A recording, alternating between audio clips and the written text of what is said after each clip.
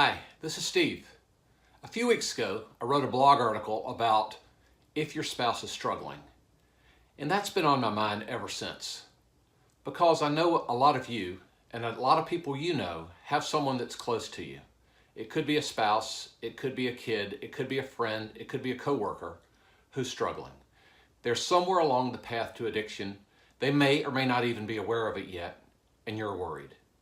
So I wanted to give you a little bit of encouragement and a few thoughts to think about, and feel free to forward this to anybody you think it might be helpful for. First is to have appropriate expectations. Frankly, if you don't do anything and if that person doesn't decide to change, it will likely get worse before it gets better. So you're going to need to decide that you're going to hang in there in love and be with them no matter what happens. You can't control the other person, that's not your job. But there are some things that you can do to be helpful and then to stay with them along the rest of their journey. But I also want to give you hope. There is hope. No matter how helpless things seem at times, there is hope. Addiction is both treatable and preventable. And there are things that people can do to get better. All you can do is do the best job you can, and then it's up to them and it's up to God to take the next steps.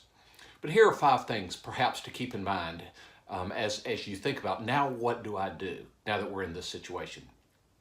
The first is to think about lifestyle, actually to think about your own lifestyle and to take care of yourself. I know that sounds funny, but it's actually one of the first things that you need to be doing when someone close to you is struggling.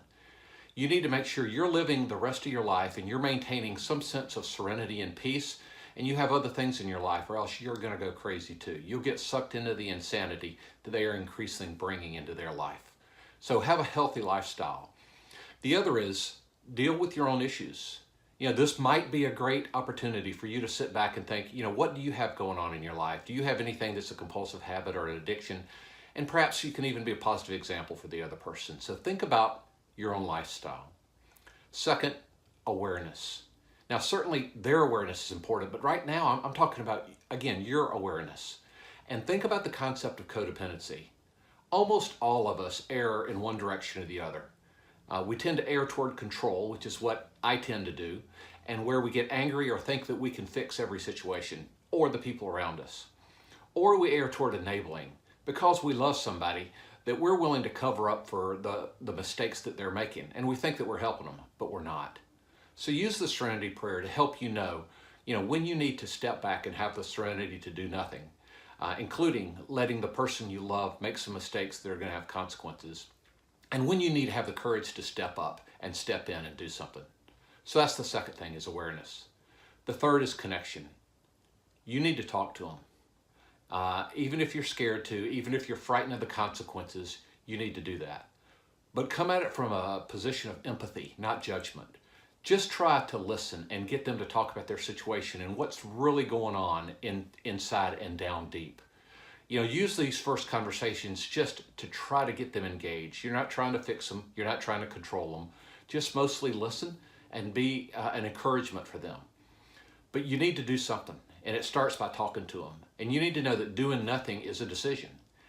And it's not disloyalty, and it's not, you're not doing the wrong thing for someone you love by just sitting by week after week, month after month, and watching their trajectory go in an increasingly bad direction.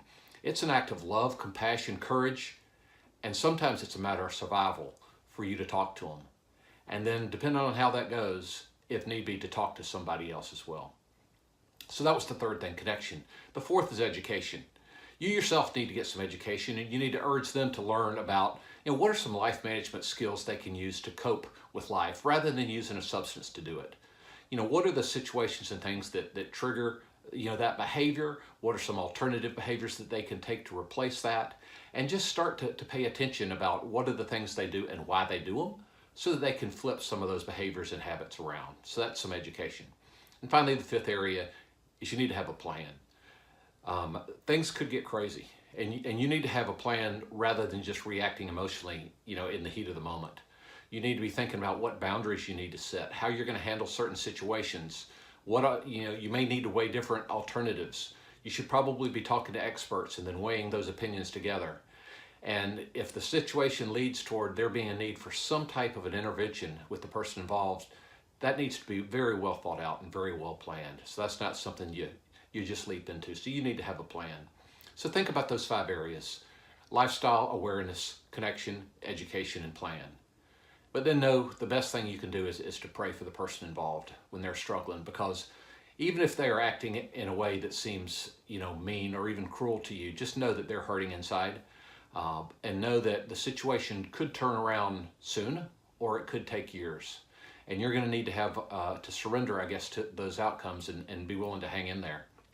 And the person may figure it out on their own, or they may crash and burn. It may take something serious for them to finally, see what's going on in their life.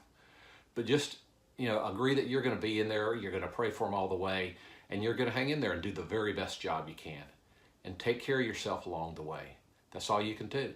Stay close to God in the process and keep taking the next right step.